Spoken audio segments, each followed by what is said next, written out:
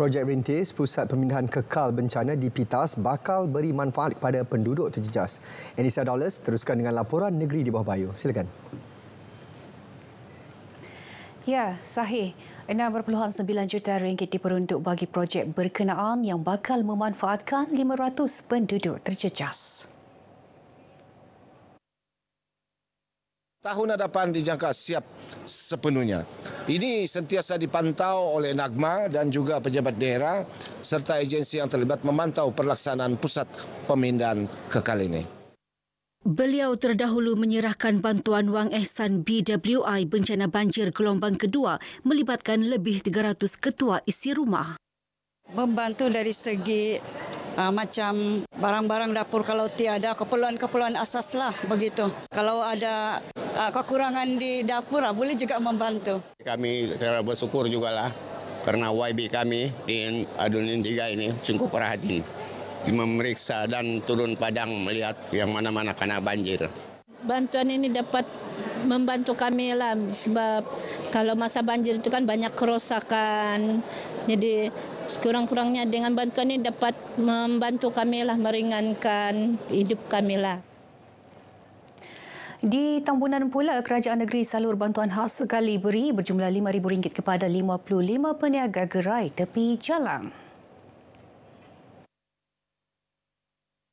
Harapan saya ialah bantuan ini akan membantu mereka untuk meningkatkan hasil mereka, memperbaiki dia punya stok, dia punya kem dia orang tu, dan seterusnya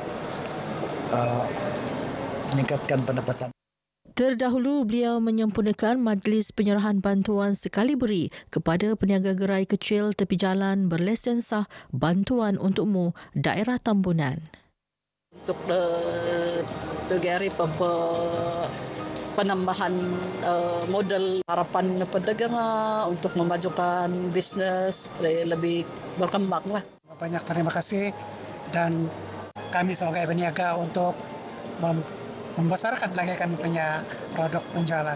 Untuk tempat juga sendirinya kemungkinan saya akan buat untuk menginggaya tambah sikit-sikit modal lah untuk jualan saya. Pemberian bantuan tunai tambahan sebanyak RM100 kepada rakyat Malaysia berusia 18 tahun ke atas menerusi program SARA berupaya meningkatkan kuasa beli sekaligus memberi manfaat kepada kumpulan sasar. Pemberian SARA secara one-off untuk semua rakyat Malaysia berumur 18 tahun ke atas berupaya sedikit sebanyak mengurangkan beban rakyat khususnya bagi keluarga yang berpendapatan rendah. Ianya juga berupaya meningkatkan sedikit kuasa membeli. Saya mewakililah masyarakat khususnya di daerah Ngebawan ini. Terima kasih kepada Perdana Menteri Datuk Seri Anwar Ibrahim atas pengumuman berkaitan dengan bantuan yang 100 yang menyeluruh pada rakyat Malaysia. Tidak kira apa juga status dia. Terima kasih kepada Perdana Menteri kerana akan memberi bantuan one-off sebanyak RM100 bermula pada 31 Ogos ini. Bantuan ini saya rasa dapat meringankan sedikit yang memerlukan untuk membeli barang keperluan. Siri jelajah program Bulan Dakwah di beberapa daerah mendapat sambutan positif. Anjuran Pertubuhan Islam seluruh Sabah Usia mendapat kerjasama rakan-rakan strategik. Usia sebagai NGO yang telah dimandatkan oleh Giants dan MUIS untuk kami ke depan, tapi di belakang kami, saya sebagai Yang di-Ketua Usia mengucapkan terima kasih yang tidak terhinggalah kepada Giants dan MUIS yang sanggup meletakkan kita di barisan depan untuk menggerakkan program dakwah ini secara lebih tersusun dan rapi. Beliau menyatakan demikian selepas program Forum Perdana Ehwal Islam di Wisma Persekutuan Batu Tujuh, Sandakan. Lebih 1,000 umat Islam hadir dan barisan panel terdiri timbalan yang di-Pertua MUIS Datuk Malai Ali Malai Ahmad, Pengarah Dakwah Usia Rafai Inarji dan Profesor Dr. Arsia Bahron daripada Universiti Selangor UNISEL. Sistem Forins dilancar Institut Perhutanan Sabah IPS. Transformasi digital itu bagi memastikan pengurusan data yang lebih cekap serta mudah diakses. Sekarang dinamakan sebagai Forest Institute of Sabah lah, Forestry Institute of Sabah. Jadi dia lebih apa ni? Jadi perlukan penjenamaan bagi memastikan bahawa memandangkan foreign juga dalam usaha untuk akreditasi untuk akreditasi dengan Malaysian accreditation qualification MQA dan seterusnya. Usaha juga akan dibuatlah untuk memastikan bahawa lulusan daripada IPS ni dapat sambung belajar ke institut pengajian tinggi yang lain lah. Beliau menyatakan demikian pada Majlis Penganugerahan Sijil Pengawas Hutan dan Ranger Hutan sesi 2024 di Batu 14 Sepiluk Sandakan.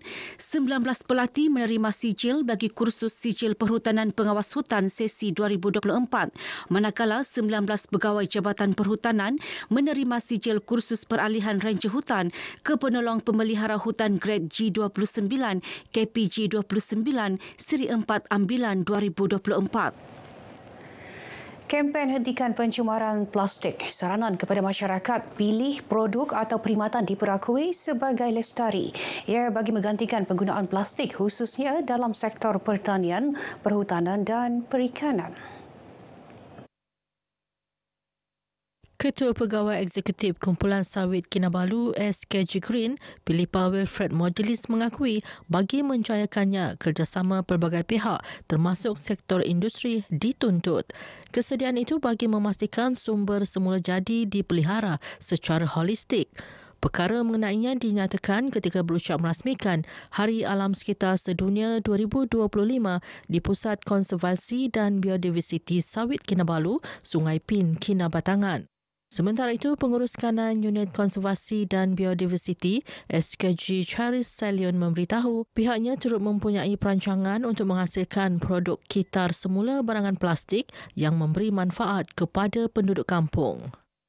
Kita akan bekerjasama dengan penduduk kampung, contohnya memberikan latihan kepada penduduk kampung untuk membuat satu produk yang kita boleh jual dan ia akan memberikan manfaat dari segi pendapatan kepada orang kampung. Susulan dakwaan syarikat Bumi Suria Sendirian Berhad mendapat kelulusan menjalankan aktiviti perlombongan di negeri ini. Jabatan Tanah dan Ukur Sabah Nafi keluarkan lesen mencari gali kepada syarikat Bumi Suria Sendirian Berhad. Pengarah Datuk Bernard Liu menerusi kenyataan menjelaskan sebarang aktiviti cari gali hanya boleh dilaksana dengan lesen sah di bawah Ordinan Perlombongan Sabah 1960. Tegasnya, semua kenyataan atau promosi yang dibuat pihak syarikat adalah tidak berasas dan tidak mendapat kelulusan rasmi. Jabatan memandang serius kenyataan yang boleh mengelirukan orang ramai. Baik, setakat ini sahaja perkembangan dari negeri di bawah Bayu. Kembali kepada Sahih untuk perkembangan lain berita wilayah. Malaysia medani rakyat disantuni. Sahih. Baik, terima kasih.